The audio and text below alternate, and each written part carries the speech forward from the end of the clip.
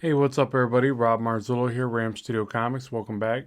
So, I had a request to do some female comic style lips here, and that's what you see me doing here. So, first, I'm defining the shape of the first design, and the best thing I could say here as far as getting the shapes, just think of a stretched out M for the top, and just kind of a wedge shape for the teeth, and then a lower U for the bottom lip.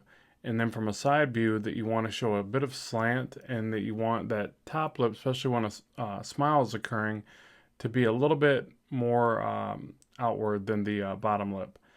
If you notice too, I put in those angles early on of the top and bottom lip.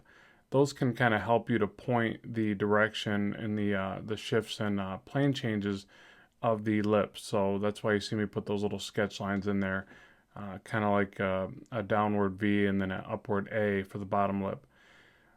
So here I'm making a copy of it, and then I'm going to soft erase this down and refine it a little bit more.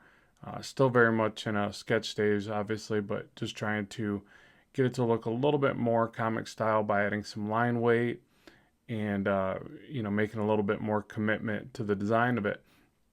Now, like anything else with drawing the face, there's lots and lots of variations to the lips.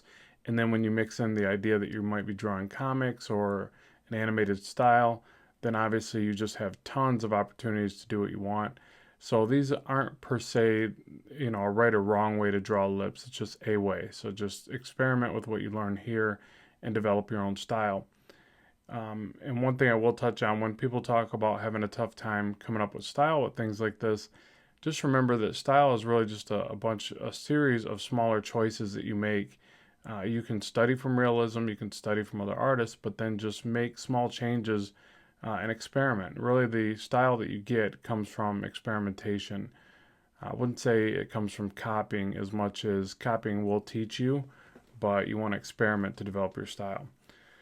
So here, just still adding in that line weight, playing around with different shapes. So you see me experimenting there a bit. Sometimes I feel the urge to put that downward point. I don't know if that'd be called an apex or not, but like kind of downward point to the lip. And then other times I think, well, if she's smiling pretty heavily, that's going to get stretched out. So you see me kind of bouncing back and forth with that concept. And that's one of those things where I should probably go back and study those areas a little bit more specifically, and that's probably what would help me to get past that part.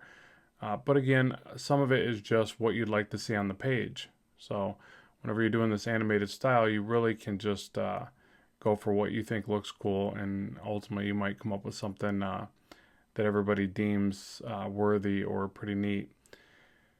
So here I'm trying to do a little bit more of a downward shot, and the reason why I wanted to illustrate this one is what ends up happening there is the mouth becomes a little bit more, the shift in angle is what I wanted to illustrate. So when you go to do this, you're looking more downward at that bottom lip, and you need to show that. So the top lip will become thinner, and you get more of a visibility to that bottom lip.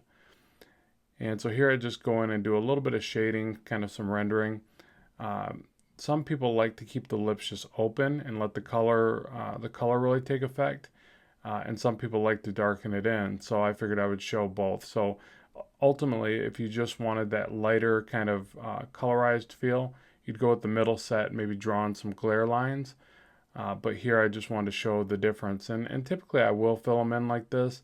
I kind of like this look, but I do kind of bounce back and forth with this decision as well. So I just try to add these glares where I perceive light would be at the highest point. So with the top lip bends back and towards the teeth, so you're only going to get a little bit of glare on the top edge generally. Not always, but generally, unless there's a strong light lower on the front of the face, kind of, I guess. But then this part, the bottom lip, catches a lot more light, so I put a glare on the top of it. I also like to put a little bit of line weight to the bottom, some shading, because I try to perceive that, or I'm trying to illustrate that there's a little bit of bounce light maybe come up on the bottom lip, mainly because it's just usually the larger of the two. So it's going to catch a little bit more of all the light in the scene and things like that.